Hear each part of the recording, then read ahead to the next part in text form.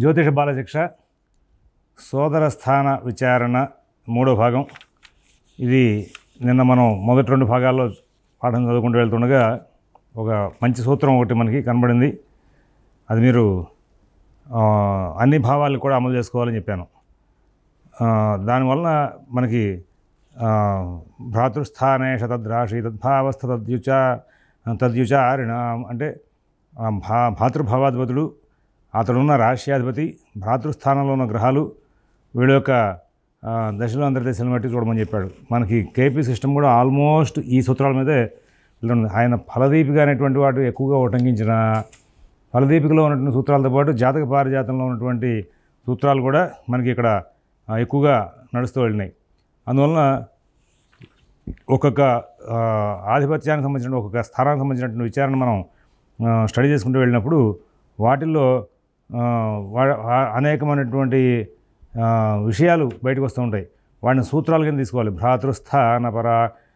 భ్రాతృస్థానపకారకే క్షితయుత వీర్యాధికాయద్యదా అంటాడు. అంటే భ్రాతృస్థానాధిపతి కారకుడు, భ్రాతృస్థానాన్ని చూసే గ్రహాలు, భ్రాతృస్థానంలో ఉన్న గ్రహాలు, వీటి నాలుగింటిలో ఏవి బలవత్తరై ఉంటాయో వాటిని ఆధారం చేసుకుని సోదరులు ఎంతమంది అని చెప్పడానికి అని చెప్పేసి ఒక మాట చెప్పాడు. ఇదే రీతిగా పుత్రుల విషయంలోనూ ఇతరమైనటువంటి విషయాల్లో కూడా మనం అమలు చేసుకుంటూ వెళ్ళాలి. సరే, ఇక భూమిజే సహజస్థానే యావతాం విద్యతే ఫలం శత్రునీచగ్రహాన్ త్యక్త్వా తావంతా సహజా స్మృతాః. అంగారక భ్రాతృస్థానమందు ఎన్ని బిందువులు ఉంటాయో మరి ఆ బిందువుల్లో శత్రు నీచ గ్రహాల బిందువులు ఎందు మిగిలిన బిందు సంఖ్యతో ఎంత అన్ని మంది సోదరులు కలిగి ఉంటారని చెప్పి ఈ అష్టకవర్గుల్లో వెళ్ళేసరికి కుజ అష్టకవర్గు, కుజ అష్టకవర్గులో భ్రాతృస్థానంలో చూసుకోవడం, ఆ భ్రాతృస్థానంలో ఎన్ని బిందువులు ఉంటాయో చూసుకోవడం, ఆ బిందువుల్లో శత్రు నీచ గ్రహాల యొక్క బిందువులు ఎందు ఏం ఫలితాలు ఉండవు. కానీ మిగిలిన వాటి యొక్క సంఖ్యని లెక్క వేస్తే ఆ సంఖ్యను ఆధారం చేసుకుని నీకు సోదరులు ఎంతమంది ఉన్నారో చెప్పడానికి అవకాశం వస్తుందని చెప్పాను. జ్యోతిషం చెప్పేటప్పుడు ఏమండి మా సోదరుడితో నాకు గొడవ ఉంది అంటే సోదరుడు అన్నగారా తమ్ముడా అని చెప్పగలిగిన స్థాయిలోనే ఉంటేనే జాతకం చెప్పాలి. లేకపోతే నువ్వు అపహాస్యం అవుతావు, శాస్త్రం అపహాస్యం అవుతుంది. శాస్త్రంలో అంత డీటెయిల్డ్గా మనకి విషయాలు చెప్పే అవకాశాలు ఉన్నాయంటే 100% ఉన్నాయి. అది నువ్వు చదవకపోతే మనం ఏం చేయగలం లేదు. ఇట్లాగా ఒక గ్రంథంలో ఇప్పటిదాకా ఈ సోదర స్థానం చూస్తుంటే మనకి 2 రకాలైన ముఖ్యమైనటువంటి విశేషాలు బయటపడ్డాయి. మనకి లగ్నభావం ధనభావం చేసినప్పుడు ఒక 4 సూత్రాలు బయటకు వచ్చినాయి. మొత్తం మీద ఇక్కడికి 6 సూత్రాలు వచ్చినాయి. ఈ 6 సూత్రాల్లో నీకు ఈ చెప్పుకున్నటువంటి ప్రతి శ్లోకం గుర్తు రాకపోయినా ఆ సూత్రాన్ని సూత్రంగా కనుక నువ్వు రాసుకుని ఒక పక్కన అమలు చేసుకుంటూ వెళ్తే ప్రతి భావానికి అమలు చేయొచ్చు. భావం వృద్ధిలోకి రావాలంటే గ్రహాలు ఎక్కడ ఉండాలి, భావం పాడైపోతుంది అంటే కనుక గ్రహాలు ఎక్కడ ఉంటాయి, ఇవన్నీ కూడా చెప్పుకుని వచ్చింది. భ్రాతృదౌ స్త్రీ గృహక్షస్థౌ భ్రాతృదౌ పుంగ్రహక్షస్థౌ సోదరేష కుజౌ స్యాతాం భ్రాతృస్వసృఖ ప్రదౌ. సోదరేష అంటే మూడో స్థానాధిపతి కుజుడు, అన్నదములను అక్కజలను పుట్టింపగల స్త్రీ గ్రహక్షేత్రములు పొందినట్లా పుంసోదరులు కలుగుతారు. వారే పురుష క్షేత్రాల్లో కనుక ఉంటే స్త్రీ సోదరులు కలుగుతారు అని చెప్పేసి ఇక్కడ చెప్పుకుంటూ వచ్చాడు. అంటే సోదరేష కుజో స్యాతాం భ్రాతృస్వసృఖ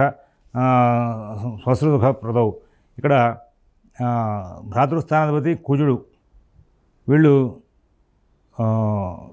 ఏదైతే ఈ అనందముల్ని అక్కజల్లుని పుట్టింపడానికి తగినటువంటి గ్రహాల యొక్క సంచారం ఉన్నటువంటి స్థానాలు ఏవైతే చెప్పబడున్నాయో ఆ స్థానాలు వీళ్ళు ఈ తృతీయాధిపతిను ప్లస్ మన కుజుడు ఇద్దరిని బట్టి మనం సోదర స్థానం చెప్పుకుంటూ వస్తాం కదా. వీళ్ళు బలంగా ఉన్నారు. వీళ్ళు బలంగా ఉండి ఈ పాయింట్ బాగా క్లియర్గా వినండి. ఇక్కడ వీళ్ళు అన్నదమ్ములు కానీ అక్కచెళ్ళు కానీ అసలంటూ ఈ జాతకుడికి ఉండేలాగా చేస్తున్నారు అనేటువంటి ప్రస్తావనకి తగినటువంటి విధానంగా ఈ తృతీయ స్థానాధిపతి కానీ అలాగే సోదరకారకుడైన కుజుడు కానీ నీకు అనిపిస్తే వాళ్ళు ఏ స్థానంలో ఉండగా ఎక్కడ ఉండగా ఈ ఫలితాన్ని నువ్వు ఇస్తున్నావు చెప్పాలంటే తృతీయ స్థానం ఏమని చెప్పాడు అనుకాల సూత్రాలు ఇందాక ఫస్టే స్టార్ట్ చేసే భ్రాతృస్థానంలో ఉన్న గ్రహం, భ్రాతృస్థానం చూసే గ్రహం, భ్రాతృస్థానం ఉన్న స్థానం 4 చోట్ల నుంచి మిమ్మల్ని చూడమని చెప్పాడు. ఈ 4 కూడా ఎస్ భ్రాతృస్థానంలో ఉన్న గ్రహం మూలంగా వీడికి సంతానం కలిగింది. భ్రాతృస్థానంలో మిత్రగ్రహం అయినటువంటి భాగ్యాధిపతి ఉన్నాడు, అందువల్ల వీడికి సోదరులు కలిగారు వీడి తర్వాత అని నువ్వు చెప్పావా? అయితే భ్రాతృస్థానంలో ఉన్న గ్రహాన్ని ఆధారం చేసుకుని నువ్వు ఈ విధానం చెప్పుకుంటురా. లేదు, భ్రాతృస్థానాన్ని చూస్తున్న గ్రహం, ఈ గ్రహం మూలంగానే వీడికి సోదరులు కలిగారని చెప్పగలిగావా? అప్పుడు భ్రాతృస్థానాన్ని చూస్తున్న గ్రహాన్ని ఆధారం చేసుకుని ఇప్పుడు ఈ సూత్రాన్ని అమలు చేయి. అంతేగాని ఈ సూత్రాన్ని ఎక్కడ పడితే అక్కడ అమలు చేయడం లేదు. ఏమని చెప్పాడు తర్వాత? స్త్రీ గ్రహ క్షేత్రాల్లో కనుక ఉంటే మరి పురుష సోదరులు కలుగుతారని, పురుష క్షేత్రాల్లో కనుక ఉంటే స్త్రీ సోదరులు కలుగుతారని చెప్పాలయ్యా అని చెప్పుకుని వచ్చాడు. దీన్ని చెప్పే విషయానికి వచ్చేసరికి ఈ పైన వెనకాల మనకి 4 పాయింట్లు చెప్పాడు కదా, ఆ 4 పాయింట్ల ప్రకారంగా ఏ పాయింట్ ప్రకారం నువ్వు వాడికి సోదరులు కలుగుతున్నారని చెప్తున్నావు అనే విషయాన్ని తీసుకోవాలి. భ్రాతృస్థానపకారకే క్షితయుత వీర్యాధిక యదా, ఇది 100% పర్ఫెక్ట్ సూత్రం. ఈ సూత్రం ఇది అన్ని పాయింట్లకి అప్లై చేయాలి. ఈ విధంగా చూసేటప్పుడు భ్రాతృస్థానాధిపతిని బట్టి చెప్తున్నావా, భ్రాతృకారకుని బట్టి చెప్తున్నావా, భ్రాతృస్థానాన్ని చూస్తున్న గ్రహాన్ని బట్టి చెప్తున్నావా, భ్రాతృస్థానంలో ఉన్న గ్రహాన్ని బట్టి చెప్తున్నావా? అలాగే భ్రాతృస్థానేషు తద్రాశి తద్భావస్థద్యుచారిణాం, భ్రాతృభావాధిపతిని బట్టి చెప్తున్నావా, అందులో ఉన్నటువంటి అతను రాశ్యాధిపతిని బట్టి చెప్తున్నావా, భ్రాతృస్థానంలో స్థానంలో ఉన్నటువంటి గ్రహాన్ని చూసుకుని చెప్తున్నావా? ఈ మూడిట్లో ఎవరినైతే ఆధారం చేసుకుని వీడికి సోదరులు కలుగుతారు అని చెప్తున్నావో ఆ సూత్రం ఆధారంగా ఇక్కడ నువ్వు ఏం చేయాలంటే ఆ పురుష క్షేత్రాల్లో ఉన్నారా, ఈ మొత్తం అక్కడ 3 ఇక్కడ 4 ఈ పాయింట్లు 7 పాయింట్లలో ఏ పాయింట్ల ప్రకారంగా వీడి సోదరులు ఉంటారండి అని చెప్తున్నావో ఆ పాయింట్ ఒకదాన్ని రేట్ చేసి ఆ పాయింట్కి మూలమైనటువంటి గ్రహం పురుష క్షేత్రాల్లో ఉంటే స్త్రీ సోదరులు ఉంటారని, స్త్రీ క్షేత్రాల్లో ఉంటే పురుష సోదరులు ఉంటారని చెప్పుకోవాలి. భ్రాతృదౌ అయిపోయిందా? శ్రీహోరాయ వా యువతిగ్రహేణ యుక్తే యది భ్రాతృగృహే విలగ్నాత్ సహోదరీ లాభముపైతి జాత సహోదరం తత్పరతో న్యథాచేత్. భ్రాతృస్థానం చంద్రహోరతో నేను స్త్రీగ్రహంతో గాను కూడుకుని ఉంటే కనుక ఆ స్త్రీ సహోదర లాభాన్ని కలిగి ఉంటుంది. స్త్రీ సహోదర లాభాన్ని అంటే తనకి అప్పచెడులు ఎక్కువ మంది ఉంటారని చెప్పడానికి. దీనికి విపరీతం అయితే కనుక దీనికి వ్యతిరేకంగా పురుష హోరతో కనుక ఉండుంటే, పురుష గ్రహాలతో కనుక ఉండుంటే, మరి ఆ భ్రాతృస్థానంలో కనుక ఒకవేళ పురుష గ్రహాలు కనుక ఉండుంటే, లేదా ఆ పురుష హోరలో కనుక ఉండుంటే, అంటే అక్కడ ఉన్నవి 2 హోరలు, అక్కడ 2 రవి హోరలు, సూర్యహోర చంద్రహోర. సూర్యహోరలో కనుక పడింది అనుకోండి భ్రాతృస్థానం, అక్కడ మరి అందులో ఆ భ్రాతృస్థానంలో కూడా పురుష గ్రహాలు కనుక ఉంటే కనుక అన్నదమ్ములు ఎక్కువ మంది ఉంటారు. స్త్రీ హోరలో పడితే, చంద్రహోరలో కనుక పడితే స్త్రీ గ్రహాలు కనుక మన దీంట్లో ఏదంటే భ్రాతృస్థానంలో ఉంటాయి. ఏమండి స్త్రీ గ్రహాలు పురుష గ్రహాలు వస్తాయి? క్రూరాభానుతమశ్రని ధ్వజకుజ శుక్రార్య సౌమ్యేందవ సౌమ్యాహతే పురుషా కుజార్క గురవ రాహువేందు శుక్రా స్త్రియ. మనం ప్రారంభంలో సంజ్ఞా ప్రకరణలో చెప్పుకున్నాం కాబట్టి దాన్ని మీరు చూసుకోవాలి. కారక సహజాధీశస్తద్దర్షి తత్ర సంస్థిత ఇష్టానిష్టకరాస్తేషాం స్వదశాంతర్దశాశు చ. భ్రాతృకారకుడు, భ్రాతృస్థానాధిపతి, వారి స్థానంలో ఉన్న గ్రహాలు, వారు చూసే గ్రహాలు అని వారి యొక్క దశాంతర దశలు ఎందుకు భ్రాతృలాభం కలుగుతుంది అన్నాడు. ఇక్కడ తర్వాత దశలాంతర దశలతో కరెక్టే సోదరులు కలుగుతున్నారని చెప్తున్నాం. ఈ సోదరులు కలుగుతున్నారని చెప్పినప్పుడు ఎప్పుడు కలుగుతారు అనేది చెప్పాలి కదా. ఎప్పుడు కలుగుతారని చెప్పినప్పుడు ఈ భ్రాతృస్థానం, భ్రాతృకారకుడు, భ్రాతృస్థానాధిపతి, వారి స్థానాల్లో ఉన్న గ్రహాలు, వారిని చూసే గ్రహాలు, ఇది మీరు జనరల్ సూత్రం. ఇది ప్రతి భావానికి పెట్టుకోవాలి. నేను ప్రారంభం నుంచి చెప్పుకుంటూ వస్తున్నాను. గ్రహరాశిజం, గ్రహభావజం, యోగజం, ఇవి అవన్నీ కూడా మనం చూసుకుంటూ వెళ్ళాలి. అలాగే గ్రహజం, రాశిజం, భావజం అనేవి చూడాలి. గ్రహరాశిజం, గ్రహభావజం చూడాలని చెప్పుకుంటూ వచ్చా. దానికి ఇక్కడ ఈయన చాలా స్పష్టంగా చూసారా, నువ్వు భ్రాతృస్థానాన్ని చూస్తున్నావు, భ్రాతృకారకుడిని తీసుకో, భ్రాతృస్థానాన్ని తీసుకో, 3వ స్థానం, భ్రాతృకారకుడు కుజుడు తీసుకో, వీళ్ళిద్దరిని. అలాగే భ్రాతృస్థానంలో ఉన్న గ్రహాలు ఏంటి, వీళ్ళని చూస్తున్న గ్రహాలు ఏంటి, పైన చెప్పాడు వీళ్ళు ఎక్కడున్నారో కూడా చూడమని చెప్పాడు. వీళ్ళు ఎక్కడున్నారో చూడమని కేపీ సిస్టంలో కూడా ఇదే ఉంటుంది. అర్థమైందా? నేను ఉత్తరకాలవంతంలో కూడా యద్భేషస్థిత భాంశభా బలితో చేత భగోలాభృత అనే సూత్రం వివరించేటప్పుడు మీకు వివరించుకుంటూ వచ్చా. కాబట్టి ఇక్కడ ఈ పరాశర సిస్టమ్ని ఓర్పుగా చదవాలి. ఏమండి ఇన్ని ఎపిసోడ్లు మనం పూర్తి చేస్తే ఇప్పటికీ 7 సూత్రాలు 8 సూత్రాలు బయటకు వచ్చినాయి. ఇదంతా కూడా చాట భారతంలాగా ఉందని చెప్పి ఏమిటయ్యా ఇదంతా అనుకుంటే రాదు, చదువు రాదు. ఈ జ్యోతిషాస్త్రాన్ని శాస్త్రీయంగా చదువుకోవడానికి రాదు ఎవరికి కూడా. మరి ఎట్లాగా దీనంటే ఓర్పుగా స్టడీ చేసుకుంటూ వెళ్తేనే అవుతుంది. ఆ ఓర్పు అనేది కావాలి కాబట్టి దీని మీద మీకు విధానాలు చెప్పుకుంటూ వస్తున్నాను. తర్వాత కారకాజిదుఃఖేట స్ఫుటయోగాంశకానుజాహ వర్జ్యానీచారి మూఢాంశాः స్వచ్ఛాంశాత్ ద్విగుణీకృతాः.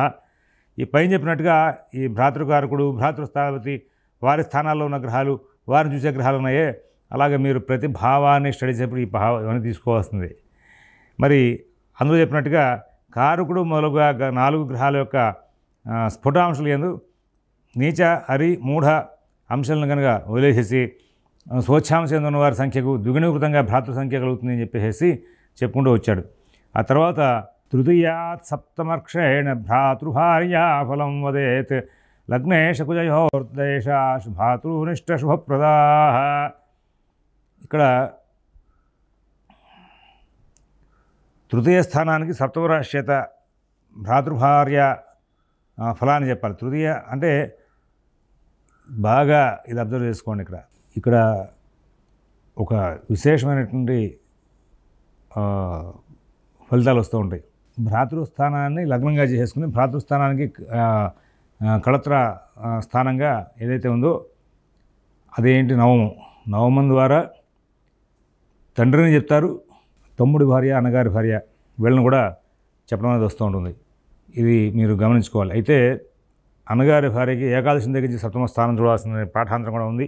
అది దాని ద్వారానే వస్తుంది. పంచమం ద్వారానేమో అన్నగారి భార్య, నవమం ద్వారా తమ్ముడు భార్య యొక్క వివరాలు చెప్పడానికి వస్తాయి.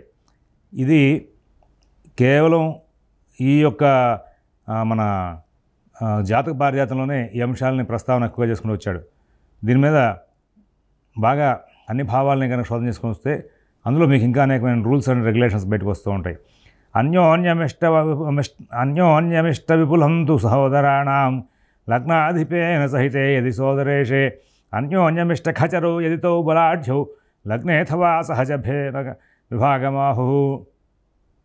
భ్రాతృస్థానాధిపతి లగ్నాధిపతితో కలిసి ఉంటే కనుక భ్రాతలు పరస్పర స్నేహం కలిగి ఉంటారు. లగ్నాధిపతి తృతీయాధిపతి కనుక వీళ్ళిద్దరు కలిసి ఉంటే కనుక వాళ్ళకి మైత్రి, అంటే అన్నదమ్ముల మధ్యలో మైత్రి ఎక్కువగా ఉంటుంది. భ్రాతృస్థానాధిపతి అలాగే స్థానాధికారులు బలాఢ్యులుగా అంటే పరస్పర మిత్రులుగా ఉంటే కనుక వారి సోదరులు పరస్పరం మిత్రత్వాలతో సంచారం చేసే అవకాశం వస్తుంది అని చెప్పుకుంటూ వచ్చాడు. లగ్నేశ అనుజనాయకో విబులి నావన్యోన్య శత్రుగ్రహౌ దుశ్చక్యస్థితకారకోచ యదివా దుస్థానగౌ దుర్బలో తత్పాకే సహజ ప్రమాద కలహం తన్నాశమర్థక్షయం కోపహేతు కలహ స్నేహాది సర్వం ఉదయత. లగ్నాధిపతి భ్రాతృస్థానాధిపతి బలహీనులై పరస్పరం శత్రువులు కనుక అయితే కనుక తృతీయ స్థానంలో ఉన్నటువంటి గ్రహమును తత్కారకుడును బలహీనులై దుస్థానాలు కనుక ఉంటే బలహీన గ్రహదశ పాకముందు దుస్థాన గ్రహదశ ఎందు ఆయా గ్రహముల యొక్క గుణానురూపంగా ఆనందముల్లో కలహాలు ఏర్పడి కోపావేశానికి, ధననాశానికి, తీరని పగలకు వీటికి కారణమవుతుందని చెప్పుకుని వచ్చాడు. సహజంగా ఇక్కడ నువ్వు సోదర స్థానాన్ని స్టడీ చేస్తున్నావు. నీకు సంబంధించినేమో నీ విషయాలు చెప్పేది లగ్నం, నీ సోదరుని గురించి చెప్పేదేమో తృతీయ స్థానం. ఈ 2 స్థానాధిపతులు బలహీనంగా ఉన్నారు. ఇక్కడ కొంచెం దూరం వెళ్ళాక వేరే గ్రంథాల్లో ఇద్దరిలో ఏ ఒక్కరు బలహీనంగా ఉన్నా పరస్పరం అధిపతులకి వైరం ఉన్నా సరే సోదరులతో వైరం వస్తుంది అని చెప్పుకోవడానికి అవకాశాలు కనబడ్డాయి. అలాగే తృతీయ భావంలో ఉన్నటువంటి గ్రహాలకి ఇక్కడ లగ్నాధిపతికి కూడా వైరం ఉంది. మరి ఆ భ్రాతృకారకుడికి లగ్నాధిపతికి కూడా వైరం ఉంది. ఇలా ఉన్నప్పుడు వీళ్ళకి వైరభావం ఎక్కువగా నడిచే అవకాశం వస్తుంది. వీళ్ళు బలహీనలైనారు, దుస్థానాల్లో ఉన్నారు అంటే కనుక ఆ బలహీనమైనటువంటి గ్రహాల యొక్క దశల్లో, ఆ దుస్థానంలో ఉన్నటువంటి గ్రహాల యొక్క దశల్లో, అంతర్దశల్లో ఎప్పుడు కలహాలు వస్తాయని చెప్పాలి కదా. ఎప్పుడు కలహాలు వస్తాయని చెప్పాలంటే ఈ పాయింట్ని రేట్ చేసుకుని ఇక్కడి నుంచి అందములు అప్పచెల్లెలతో ఇక్కడ కలహాలు రావడానికి ఏ దశ అంతర్దశ అంటే పుట్టిన దగ్గర నుంచి కలహాలు ఉంటాయా? పుట్టిన దగ్గర నుంచి ఆడుకుంటూ పాడుతుంటూ ఉంటారు. వయసు పెరుగుతున్న కొద్దీ వివాహాలు అయిన తర్వాత ఆస్తిపాస్తుల దగ్గర గొడవ వస్తుంది. ఆ 25 ఏళ్ళ చరిత్ర దగ్గర, లేకపోతే 40 ఏళ్ళ చరిత్ర దగ్గర, 30 ఏళ్ళ చరిత్ర దగ్గర ఈ యొక్క జాతకాన్ని చూసి నువ్వు పాయింట్ చేసి చెప్పాలి అంటే కనుక లగ్నేశానుజనాయకో వివలినాన్యోన్య శత్రుగ్రహౌ దుశ్చిక్య స్థితకారకో చేదివా దుస్థానకో దుర్బలవు అనేటువంటి సూత్రాన్ని ఆధారం చేసుకుని ఆ కారకుడు కానీ, లగ్నాధిపతి కానీ, భ్రాతృస్థానాధిపతి కానీ ముగ్గురులో లగ్నాధిపతితో ఆ కారకుడు కానీ, లగ్నాధిపతితో భ్రాతృస్థానాధిపతి కానీ వైరం ఉండాలి. లేదా భ్రాతృస్థానంలో ఉన్నటువంటి గ్రహాలతో లగ్నాధిపతికి వైరం ఉండాలి. ఈ లగ్నంలో ఉన్నటువంటి లగ్నాధిపతికి దుస్థానాది నీచాంశాలు ఉండాలి, లేదా ఆ కారకుడు కానీ అధిపతి కానీ అందులో ఉన్న గ్రహాలు కానీ ఆ నీచాంశాలు కనుక బట్టి ఉండాలి. అప్పుడు వైరం కనుక ఉండుంటే లగ్నాధిపతికి ఆ భ్రాతృస్థానం సంబంధించిన రిలేటెడ్, భ్రాతృస్థానంతో రిలేటెడ్ అంటే భ్రాతృస్థానాధిపతి, భ్రాతృకారకుడు, భ్రాతృస్థానంలో ఉన్న గ్రహాలు, భ్రాతృస్థానాన్ని చూసే గ్రహాలు అవి కనుక ఆ రిలేటెడ్గా శత్రుగ్రహాలు కనుక అయి ఉండి వాటితో కనుక మరి ఈ ఫలితాలు చెప్పాల్సి వచ్చినప్పుడు ఈ దశ ఈ అంతర్దశ వీళ్ళకి పరస్పరం ఆ లగ్నాధిపతి ఈ అంతర్దశల్లో కానీ ఈ భ్రాతృస్థానంతో రిలేటెడ్గా ఉన్నటువంటి గ్రహాలు వీటికి లగ్నాధిపతి యొక్క అంతర్దశల్లో కానీ వీళ్ళకి మొత్తం అంతా కూడా గ్రహాలు వ్యవహారాలను కూడా కలహప్రదంగా వచ్చి సోదర స్థానంతో కలహాలు పెరిగే అవకాశం ఉందని చెప్పుకుంటూ వచ్చారు. ఇక ఇక్కడ నుంచి మరి మిగతా విషయాలని మరొక ఎపిసోడ్లో చూద్దాం. స్వస్తి.